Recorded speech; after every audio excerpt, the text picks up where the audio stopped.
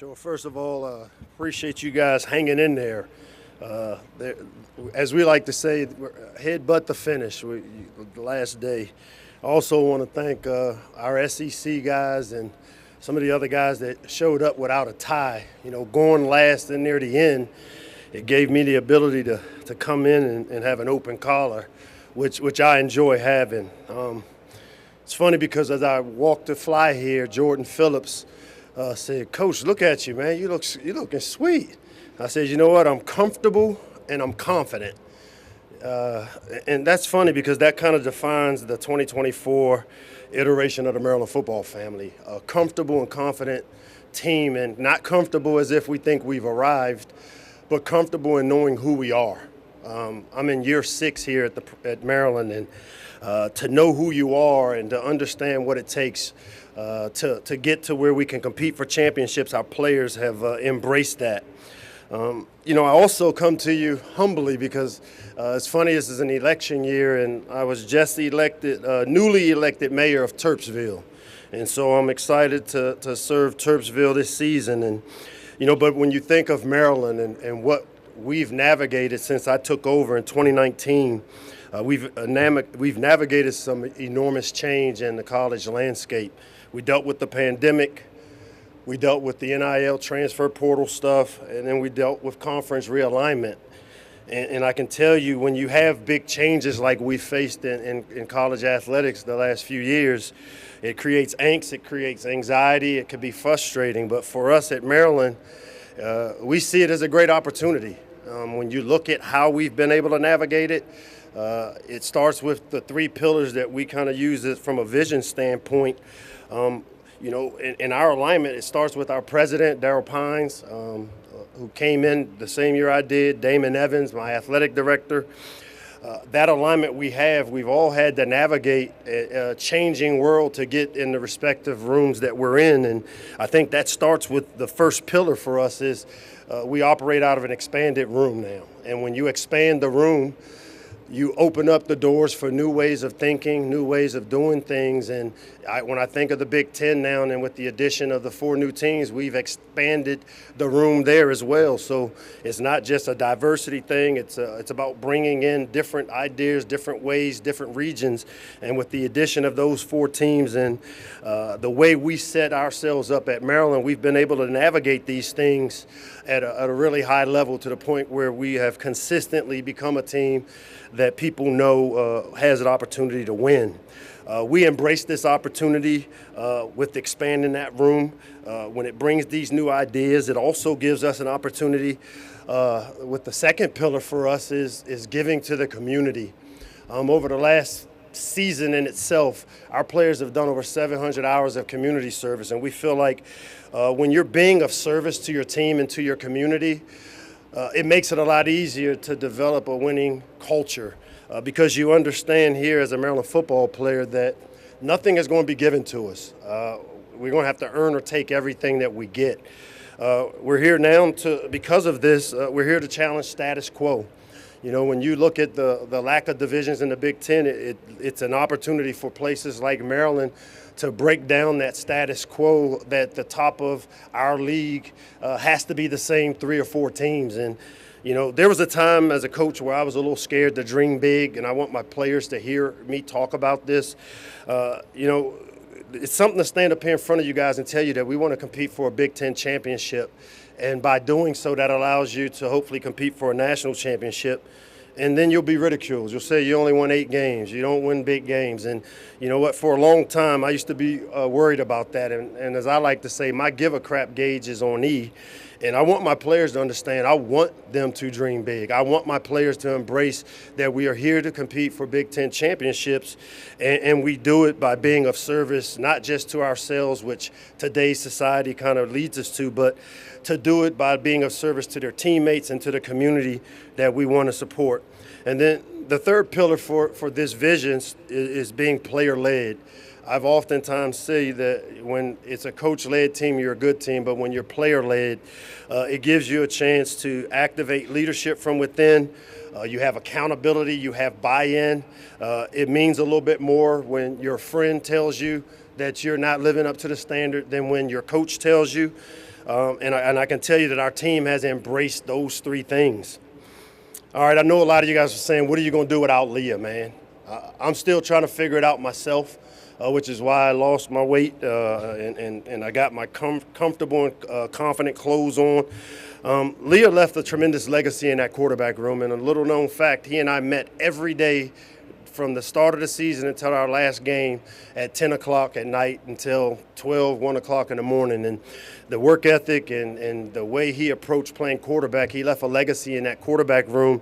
And now as we transition to becoming what I feel is a defensive-led team, where we have the 7 returning starters that are coming back and a handful of other guys that have played some really significant minutes. I can tell you that Leah Tungavailoa played a huge role in the foundation that we're building on to compete for championships. I would be remiss if I didn't talk about a guy that still is impacting my life, and Coach Saban, who is retiring, obviously from football, but now working on TV. He still has a significant role and still plays a significant role as a board member for the National Coalition of Minority Football Coaches, an organization I started after the pandemic. And Coach plays a huge role and continues to help guide and shape as we navigate preparing, promoting, and producing the next level of coaches. And so I wouldn't be here now as the head coach at Maryland if it wasn't for the 3 years I spent under Coach's tutelage. And I know my family and I wish him well in his retirement. Last but not least, our team. I brought 3 guys here today that I think you guys are really get to enjoy talking to, and they embody what this new iteration of the Maryland football family looks like. When you talk about a guy like Ruben Hippolyte, Ruben came back for an extra year that was granted. Here's a guy that took the vision that he saw, that I showed him a vision, and he jumped on board before it became a fruition. He was part of building us to the team that's won 3 straight bowl games, that have had 7 players drafted the last 2 years. And so with Ruben, you see a guy that had a strong belief factor. When you look at Jordan Phillips, you see a guy that has the unrelentless work ethic. There's not a guy in the country that I think will outwork Jordan Phillips, and you'll see the passion he has for the game. And then last but not least, Ty Felton, a guy that shows tremendous resiliency as a player. Ty's one of those guys that has kind of waited his turn, and now I expect him being paired and partnered with Caden Prather to become a receiving core that you guys will come to know as we move forward. Last but not least, I want to thank our supporters and all the people that have supported Maryland over the years for giving us this opportunity in this new college landscape to make an everlasting impact on the game of college football. With that, I'll open it up to questions. Thank you, Coach. We have on your right side, first row. Kenneth Berry, Touchdowns and Tangents. Coach, you talked about community. In regards to just what you founded and the fact that the Big Ten has the most African-American coaches, over almost half than any other pretty much conference in the country, what does that do for you, especially you have James Franklin, one of the longest tenured coaches, and in regards to the community in the DMV area, how have you managed to kind of lock down the top recruits in that area and keep them home at Maryland? Yeah, the 2-part question. I think first the one is about the Big Ten and the diversity here, and I think I mentioned this in my opening statement that anytime you expand the room, it's a good thing. And just imagine if everything operated like a football locker room, we would not have some of the issues we're having today. And by expanding the room with the diversity we have in coaching, we're given new ways of looking at things, new ways of doing things, a different kind of voice or perspective. And that's what Maryland has been, and that's one of the values we've added when I talked about the alignment we have on our campus.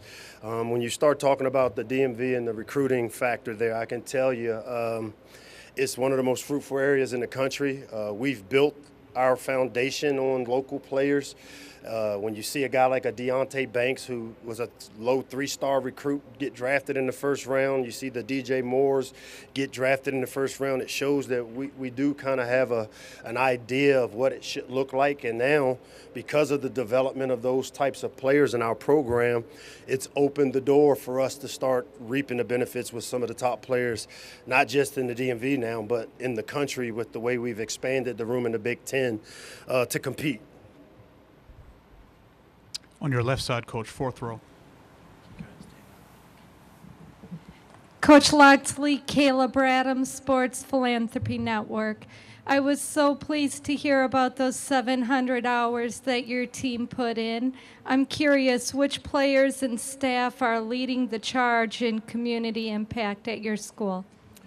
You know, the good thing is part of the fabric of our program is that we pay our players to go do these community service things, and they're all making an impact. I can tell you that Dante Trader, I know, is on the All-States Good Works list for this season, and we've had players each year be a part of it. I was a recipient of it as a coach of that team a year ago.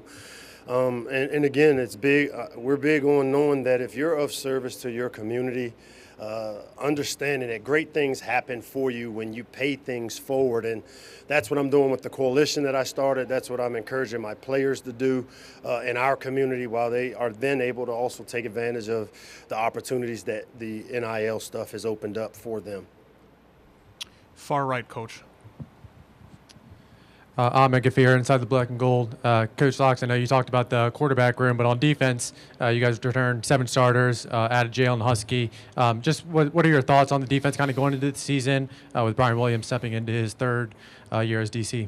Yeah, I'm really excited. You know, if you study my background, my first half of my career, the first 8-9 years, I coached on defense. I played defense in college, and so, you know, now as we transition to a defensive-led team, I'm gonna put my defensive hat on, and you guys can say I'm a defensive guy too. So, no, B-Dub and the defensive staff, Lance Thompson, James Thomas, Zach Spavital, they've all done a tremendous job. Coach Azar is back, putting together and putting our players in the best position to have success.